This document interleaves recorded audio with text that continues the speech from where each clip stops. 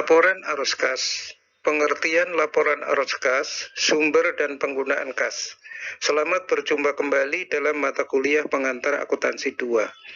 Pada kesempatan ini, kita akan membahas pengertian laporan arus kas serta sumber kas dan penggunaan kas. Pembahasan diawali dengan menyajikan pengertian laporan arus kas dan contoh laporan arus kas metode langsung. Selanjutnya digambarkan sumber kas dari dan penggunaan kas untuk kegiatan operasional, investasi, serta pendanaan. Sekarang kita membahas pengertian laporan arus kas.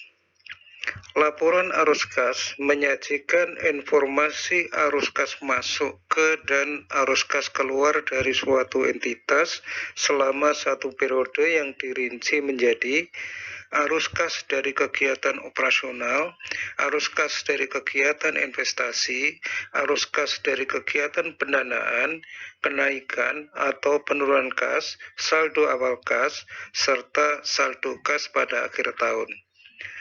Sebagaimana tampak pada layar, laporan arus kas bentuk langsung dari PT ABJ diawali dengan penyajian arus kas yang berasal dari operasional yang dirinci menjadi arus kas masuk dari pelanggan sebesar Rp120.100.000, kemudian diikuti dengan arus kas keluar untuk membayar expense sebesar Rp2.800.000 sehingga menghasilkan arus kas masuk neto dari operasional sebesar Rp17.300.000. Mestinya di laporan ini arus kas dari operasional disajikan lebih rinci.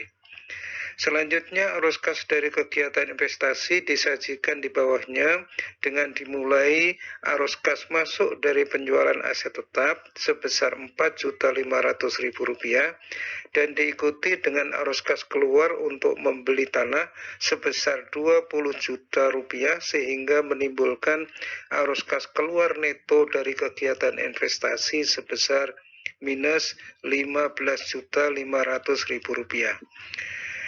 Berikutnya dilaporkan arus kas dari kegiatan pendanaan. Sumber kas berasal dari penjualan saham dan penerbitan notes masing-masing Rp11 juta dan Rp5 juta. Arus kas keluar digunakan untuk membayar dividen sebesar Rp3 juta sehingga menghasilkan arus kas masuk neto dari kegiatan pendanaan sebesar Rp13 juta. Selanjutnya dihitung kenaikan atau penurunan kas selama tahun 2019 dengan cara arus kas neto dari operasional sebesar Rp17.300.000 dikurangi dengan arus kas keluar neto dari kegiatan investasi sebesar Rp15.500.000 serta ditambah arus kas masuk neto dari kegiatan pendanaan sebesar Rp13 juta sehingga menghasilkan kenaikan kas sebesar Rp14.800.000.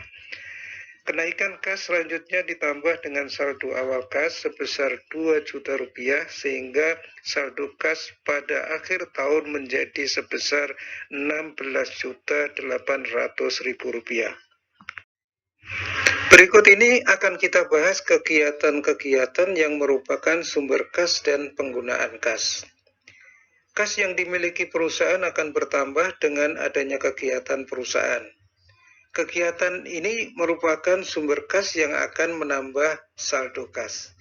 Kegiatan perusahaan juga dapat mengakibatkan berkurangnya kas. Kegiatan operasional perusahaan seperti penjualan barang dan jasa, menerima bunga dan dividen dapat mengakibatkan adanya arus kas masuk ke perusahaan. Kas perusahaan dapat digunakan untuk kegiatan operasional, misalkan untuk membeli barang dagangan, membayar gaji, pajak, bunga, dan expense lainnya. Kegiatan ini akan mengakibatkan berkurangnya saldo kas perusahaan. Kas perusahaan dapat bertambah dengan adanya kegiatan investasi, misalkan penjualan aset tetap, dan penjualan investasi serta menerima kembali pokok pinjaman yang pernah diberikan ke pihak lain. Kas perusahaan akan berkurang karena digunakan untuk kegiatan investasi, misalkan untuk membeli aset tetap dan investasi pada saham atau untuk memberi pinjaman pada pihak lain. Kegiatan pendanaan juga dapat menimbulkan arus kas, misalkan penerbitan saham dan penerbitan surat hutang. Kegiatan pendanaan juga dapat mengakibatkan berkurangnya kas, misalkan untuk membeli treasury share, membayar dividen, serta melunasi pinjaman.